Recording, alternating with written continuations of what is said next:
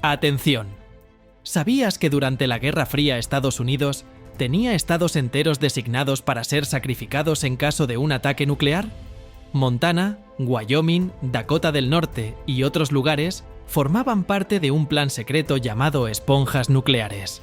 Hoy te revelaremos la historia detrás de esta estrategia escalofriante, los hilos de misiles, los dilemas éticos y cómo la vida de miles de personas estaba calculada en mapas militares. Si quieres descubrir todos los detalles y los secretos mejor guardados de la Guerra Fría, quédate hasta el final, dale like, suscríbete y comparte este video antes de que tu mente explote con estos datos que parecen sacados de una película. Cuando pensamos en la historia militar de Estados Unidos, es fácil imaginar grandes batallas, héroes nacionales y decisiones estratégicas que cambiaron el curso de los conflictos globales. Sin embargo, bajo la superficie de la política militar estadounidense, se esconden decisiones mucho más oscuras y controvertidas. La idea de designar ciertos estados como sacrificables en caso de un conflicto nuclear. Lejos de ser teoría de conspiración, esta estrategia formó parte de la planificación oficial durante la Guerra Fría, cuando la amenaza de un ataque nuclear por parte de la Unión Soviética era percibida como inminente y catastrófica.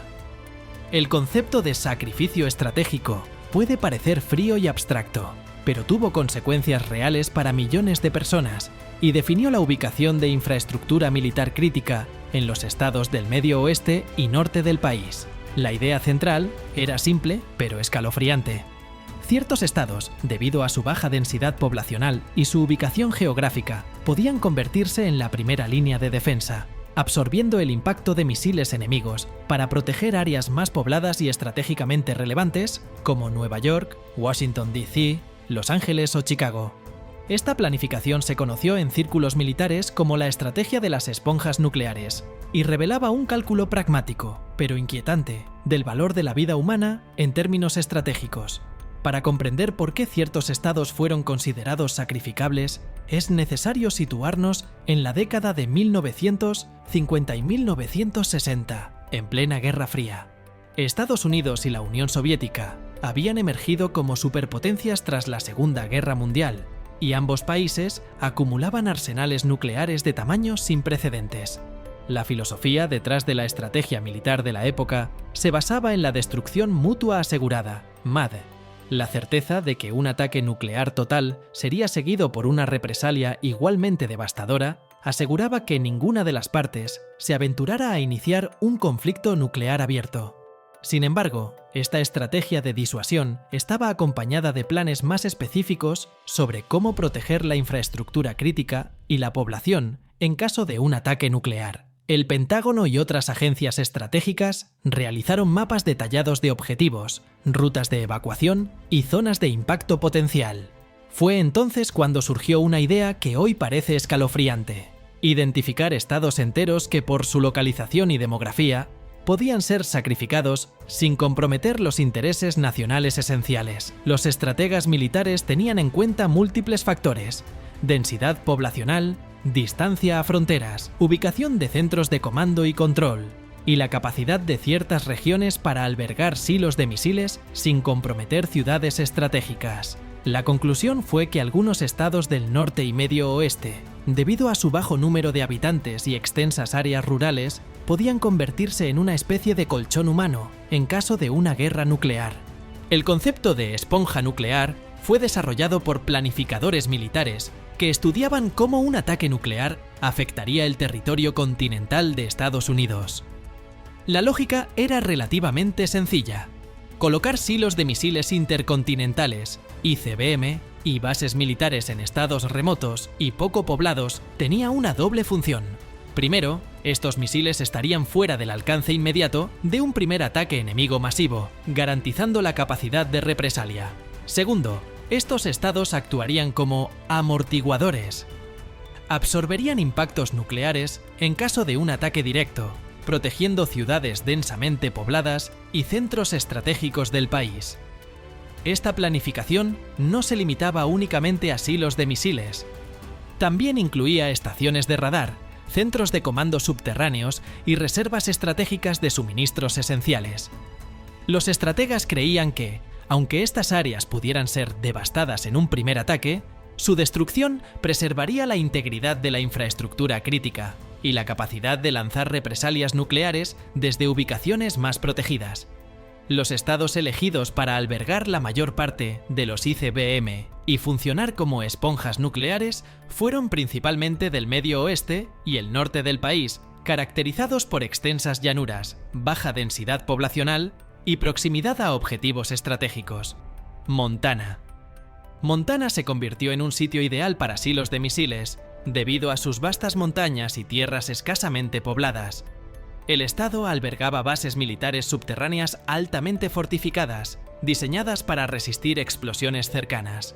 Además, su lejanía de las principales ciudades hacía que, en caso de ataque, cualquier impacto directo afectara principalmente terrenos deshabitados, cumpliendo con la función de amortiguador estratégico. Wyoming. Wyoming ofrecía condiciones similares: extensas llanuras, pocas concentraciones urbanas y un territorio adecuado para la construcción de silos. La ubicación de estos misiles garantizaba la capacidad de respuesta ante un ataque nuclear masivo y, a la vez, reducía las probabilidades de que una explosión afectara núcleos urbanos estratégicos. Dakota del Norte y Dakota del Sur. Estos estados fueron elegidos no solo por su geografía, sino también por su proximidad relativa a objetivos militares clave sin estar cerca de grandes concentraciones de población civil. Aquí se construyeron múltiples silos de misiles intercontinentales, así como estaciones de radar y centros de comando que formarían parte del Sistema Nacional de Alerta Temprana. Nebraska. Nebraska albergó la famosa Offutt Air Force Base, un centro neurálgico de comunicaciones y estrategia nuclear. Este lugar no solo albergaba personal militar altamente capacitado, sino que también era un nodo central para la coordinación de misiones de ICBM y para la supervisión de otros silos en estados vecinos. Colorado. Colorado combinaba baja densidad poblacional con infraestructura militar estratégica. Aquí se ubicaron silos de misiles y bases de entrenamiento que completaban el anillo defensivo del Medio Oeste estadounidense, asegurando la capacidad de respuesta ante cualquier ataque nuclear. Increíble, ¿verdad? Pero esto apenas comienza. Ahora vamos a adentrarnos en cómo Montana, Wyoming y las Dakotas se convirtieron en la primera línea de defensa nuclear de Estados Unidos. Te mostraremos los silos de misiles, los centros de comando subterráneos y cómo millones de personas vivían sabiendo que sus estados podían ser los primeros en recibir el impacto. Dale like si te sorprende todo esto y sigue con nosotros para descubrir la verdad completa. La designación de ciertos estados como sacrificables tuvo un profundo impacto en la percepción pública y en la psicología de los residentes locales. Saber que su estado podía ser la primera línea de defensa nuclear generó sentimientos encontrados: orgullo patriótico por formar parte de la estrategia nacional y temor constante ante la posibilidad de una catástrofe nuclear. Estudios y encuestas de la época revelaron que la población de estos estados estaba consciente, aunque de manera parcial, de la presencia de silos de misiles y bases militares. La existencia de estas instalaciones afectaba la vida cotidiana, desde restricciones en ciertas zonas rurales hasta planes de evacuación que se mantenían en secreto. La construcción de silos de misiles y bases militares en estos estados requirió una inversión masiva en infraestructura. No se trataba solo de excavar hoyos en la tierra. Se crearon sistemas subterráneos de comunicación, búnkers para personal estratégico, almacenes de suministros esenciales y rutas de evacuación diseñadas para garantizar la continuidad operativa. Curiosamente, algunos de estos complejos militares fueron tan avanzados que se consideran hoy en día maravillas de ingeniería. Por ejemplo, los silos en Dakota del Norte contaban con sistemas de ventilación, energía autónoma y blindaje suficiente para resistir explosiones cercanas. Estas instalaciones no solo tenían un valor estratégico, sino también un valor tecnológico significativo. El concepto de sacrificar estados enteros plantea serias preguntas éticas. ¿Es justificable planear la muerte de miles de personas para proteger a otras áreas estratégicas? Los debates dentro del Pentágono y entre asesores presidenciales no fueron simples. Algunos argumentaban que esta estrategia era necesaria para garantizar la supervivencia del país en un escenario nuclear. Otros consideraban que deshumanizaba a los residentes de esos estados, reduciendo sus vidas a simples elementos de cálculo militar. Estos dilemas éticos no solo se discutieron en círculos militares. Escritores, periodistas y activistas de la época criticaron abiertamente la noción de sacrificio estratégico, describiéndola como un enfoque frío y despersonalizado del valor humano. Documentos desclasificados más adelante mostraron que incluso algunos planificadores militares sentían incomodidad moral al ver sus mapas llenos de zonas marcadas como sacrificables. Curiosidades y anécdotas. 1. Rutas de evacuación secretas. En varios estados se construyeron carreteras y túneles secretos para evacuaciones rápidas del personal militar en caso de un ataque inminente.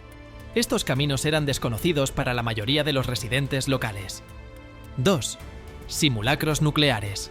Las bases realizaban simulacros periódicos, incluyendo ejercicios que simulaban ataques masivos, comunicación bajo condiciones de radiación y coordinación de misiles de represalia. 3. Impacto cultural. La presencia de silos y bases nucleares influyó en la cultura local. Algunos pueblos adoptaron símbolos y nombres relacionados con la defensa nacional, y la economía local se benefició del empleo generado por la construcción y operación de estas instalaciones. 4. Errores y accidentes.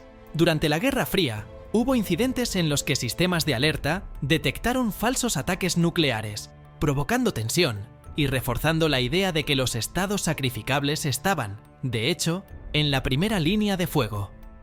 Cambios en la estrategia. Con el tiempo, la percepción pública sobre la estrategia de esponja nuclear cambió. A medida que aumentaba la conciencia sobre los riesgos de la guerra nuclear y sus consecuencias globales, hubo un movimiento hacia la reducción de armas nucleares y una mayor transparencia en la planificación estratégica.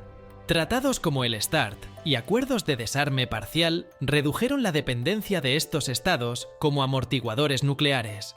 Hoy en día, muchos de los silos de misiles han sido desmantelados, transformados en museos o incluso vendidos a particulares. Sin embargo, la memoria de aquella planificación estratégica persiste, recordando a las nuevas generaciones que, en el pasado, ciertas vidas humanas fueron consideradas sacrificables en aras de la seguridad nacional. Aunque la Guerra Fría terminó hace décadas, la planificación estratégica de aquel entonces sigue siendo relevante para estudios militares y geopolíticos. Analistas modernos estudian estos mapas y estrategias para comprender cómo la ubicación geográfica y la densidad poblacional influyen en decisiones militares. Además, esta historia plantea preguntas sobre cómo los gobiernos modernos valorarían vidas humanas en situaciones de conflicto extremo y sobre la ética de la planificación estratégica en la era nuclear contemporánea. La historia de los estados de Estados Unidos designados como sacrificables en caso de guerra nuclear es un recordatorio inquietante de los dilemas éticos y estratégicos que enfrentan los gobiernos en tiempos de conflicto. Aunque estas estrategias fueron implementadas con el objetivo de proteger la nación, también subrayan los costos humanos y morales asociados con la preparación para un conflicto nuclear.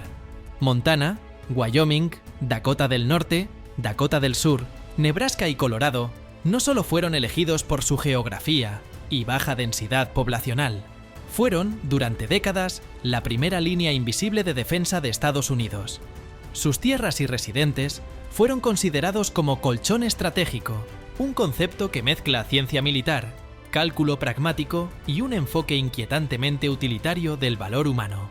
Hoy, la historia de estos estados nos recuerda que la paz no solo se construye con tratados y diplomacia, sino también con decisiones que afectan vidas humanas de manera directa, aunque muchas veces invisible para el público.